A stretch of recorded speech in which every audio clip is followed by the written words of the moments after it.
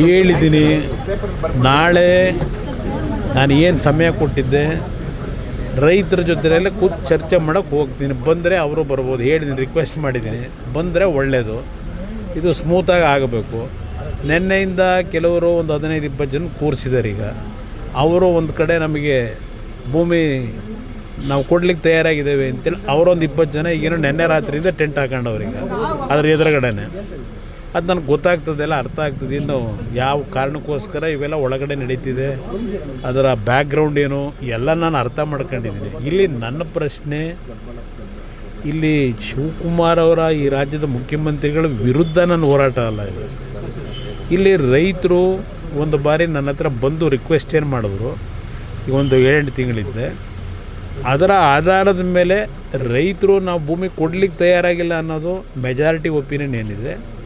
ಅವರ ಹೋರಾಟ 450-470 ದಿವಸ ಆಗೋಗಿದೆ. ಈಗ ಅವರ ಒಂದು ಅಹವಾಲಿಗೋಸ್ಕರವಾಗಿ ನಾನು ಇದಕ್ಕೆ ಇಂಟರ್ಫಿಯರ್ ಆಗಿದ್ದೀನಿ. ನಾನು ಪರವೂ ಇಲ್ಲ, ವಿರೋಧವೂ ಇಲ್ಲ, ರೈತರ ಪರವಾಗಿದ್ದೀನಿ. ರೈತರು ಕೊಡಲಿಕ್ಕೆ ತಯಾರಾಗಿಲ್ಲ ಅನ್ನೋದು ಮೆಜಾರಿಟಿ ಒಪಿನಿಯನ್.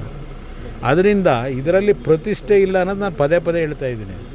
ಈಗ ರೈತರೆಲ್ಲ ಒಪ್ಕೊಂಡ್ರೆ ನಂದೇನು ಅಬ್ಜೆಕ್ಷನ್ ಇಲ್ಲ, ಧಾರಾಳವಾಗಿ ಮಾಡ್ಕೊಳ್ಳಿ. ಆದರೆ ಬಲವಂತ ಮಾಡಿ ರೈತರುಗಳನ್ನು ಬೇರೆ ಬೇರೆ ರೀತಿ ನೀವು ಅವ್ರನ್ನ ಎದುರಿಸ್ತಕ್ಕಂಥದ್ದಕ್ಕೆ ಹೋದ್ರೆ ಉಪಯೋಗ ಬರೋದಿಲ್ಲ. ಪ್ರೀತಿಯಿಂದ ಮಾಡಬೇಕು ಕೆಲಸ, ಏನೇ ಮಾಡಿದ್ರು ಪ್ರೀತಿಯಿಂದ ಮಾಡಬೇಕಾಗ್ತದೆ.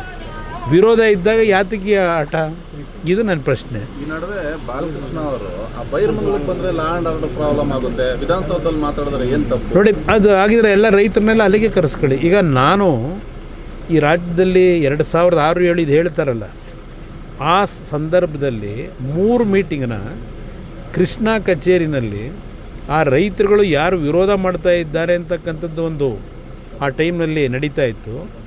ಎಲ್ರಿಗೂ ಮುಕ್ತವಾಗಿ ಅವಕಾಶ ಕೊಟ್ಟು 500-600 ಜನ ಕರೆಸಿ ಕೃಷ್ಣ ಕಚೇರಿ ಒಳಗೆ ಮೀಟಿಂಗ್ ಮಾಡಿದ್ದೀನಿ. 3 ಬಾರಿ ಮೀಟಿಂಗ್ ಮಾಡಿದ್ದೀನಿ ರೈತರ ಹತ್ರ, ಅವರಿಗೆಲ್ಲ ಎಕ್ಸ್ಪ್ಲೈನ್ ಮಾಡಿದ್ದೀನಿ. ನಾನು ಆ ರೀತಿ ನಡ್ಕೊಂಡೆ. ತರಾತುರಿಲಿ ನಾವೇನು ಮಾಡಲಿಕ್ಕೂ ಹೋಗಲಿಲ್ಲ. ರೈತರದ್ದು ವಿರೋಧ ಜೊತೆಗೆ ಈಗ ಇವರು ಕಾಂಗ್ರೆಸ್ನ ನಾಯಕರುಗಳೇ ಆ ಟೈಮಲ್ಲಿ ಏನೇನು ವಿರೋಧ ಮಾಡಿ ಅಸೆಂಬ್ಲಿ ಚರ್ಚೆ ಮಾಡೋರು ದಾಖಲೆ ಇದೆ. ಅವರ ಜೊತೆಲಿರ್ತಕ್ಕಂಥ ಕೆಲವು ಸಲಹೆಗಾರರು ಇಟ್ಕೊಂಡವರಲ್ಲ, ತರಿಸ್ಕೊಂಡು ಓದಕ್ಕೆ ಕೇಳಿ ಅವರಿಗೆ, ಮುಖ್ಯಮಂತ್ರಿಗೆ. ಆಮೇಲೆ ಆದರೂ ತೀರ್ಮಾನ ಮಾಡ್ಕೊಳ್ಳಿ. ಈಗ ನಾನು ರೈತರಿಗೆ ಬೆಂಬಲ ಕೊಡಲಿಕ್ಕೆ, ಅವರ ಹೋರಾಟಕ್ಕೆ ಅವರೇನು ನನ್ನಿಂದ ನಿರೀಕ್ಷೆ ಮಾಡ್ತಾರೆ ಹೋಗ್ತಿದ್ದೀನಿ. ಅಲ್ಲೇನಾಗಲ್ಲ, ಕೋರ್ಟ್ನಲ್ಲಿ ನ್ಯಾಯಾಲಯದ ಮುಂದೆ ಇಲ್ಲಿ ಆಗಿರತಕ್ಕಂಥ ಏನು ಒಂದು ಇವರೇ ತಂದಂಥ ಕಾನೂನು 2013ರಲ್ಲಿ ಇದೇ UPA ಸರ್ಕಾರದಲ್ಲಿ, ಆ ಕಾನೂನನ್ನು ಮೀರಿ ಇವರೇ ಈಗ ಮಾಡಲಿಕ್ಕೆ ಹೊರಟಿದ್ದಾರೆ. ಕಾನೂನು ವ್ಯಾಪ್ತಿ ಒಳಗೆ ಆ ರೈತರ ಪರವಾಗಿ ಏನು ಹೋರಾಟ ಮಾಡಬೇಕು, ಅದಕ್ಕೂ ಸಿದ್ಧತೆ ಮಾಡಬೇಕಲ್ಲ.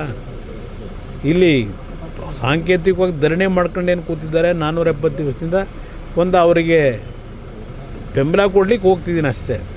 ನಾಳೆ ಅವ್ರ ಜೊತೆ ಚರ್ಚೆ ಮಾಡ್ಕೊಂಬರ್ತೀನಿ. ನಾನು ವೆಯ್ಟ್ ಮಾಡ್ತೀನಿ, ಮಧ್ಯಾಹ್ನದವರೆಗೂ ಅಲ್ಲೇ ಇರ್ತೀನಿ. ಬಂದು ಅವ್ರು ಕೂತ್ಕೊಂಡು ಸುಗಮವಾಗಿ ಮಾಡ್ಕೊಂಡ್ರೆ ನಂದೇನು ಅಬ್ಜೆಕ್ಷನ್ ಇಲ್ಲ. ರೈತರೆಲ್ಲ ಒಪ್ಕೊಳ್ಳೋದಾದ್ರೆ ನಾಳೆ ಗಲಾಟೆ ಮಾಡೋಕೆ ಹೋಗ್ತಾ ಇದ್ದೀವಿ. ಅಲ್ಲಿ ಗಲಾಟೆ ಮಾಡ್ಸೋಕೆ ಕೊಟ್ಟಿರೋದು ಅವರಿಗೆ 144 ಸೆಕ್ಷನ್ ಹಾಕೋದಕ್ಕೆ ನನ್ನ ಅಭಿಪ್ರಾಯದಲ್ಲಿ. ಯಾಕೆಂದರೆ ನಿನ್ನೆ ಒಂದು 20 ಜನ ಕೂರಿಸ್ಕೊಂಡವ್ರೀಗ ಅಲ್ಲಿ ಇಷ್ಟೆಲ್ಲ ಬೆಳವಣಿಗೆ ಆಗಿ ಅವ್ರು ಇಲ್ಲಿವರೆಗೆ ಕೊಟ್ಟಿರ್ತಕ್ಕಂಥ ಕಾಂಪನ್ಸೇಷನ್ ಎಷ್ಟು ಜನಕ್ಕೆ ಕೊಟ್ಟವ್ರೆ?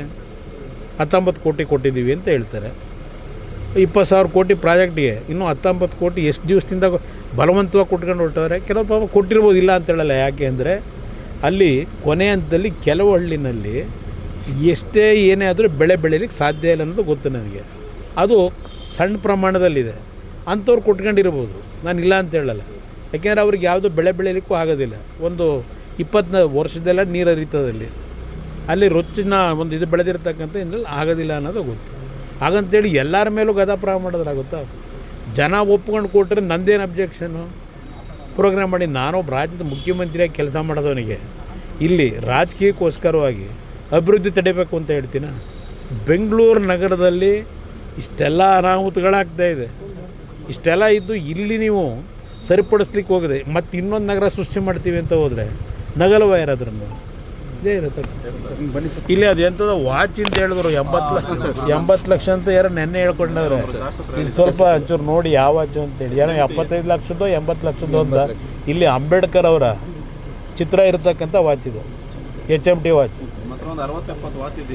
ಬಂದು ಯಾರನ್ನಾದ್ರು ಕಳಿಸ್ಬಿಟ್ಟು ಇವರು ಎಂಥದ್ದು SIT ಇಟ್ಕೊಂಡವ್ರಲ್ಲ ಚೆಕ್ ಮಾಡಿ ತಗೊಂಡು ಹೋಗಿ ಹೇಳಿ.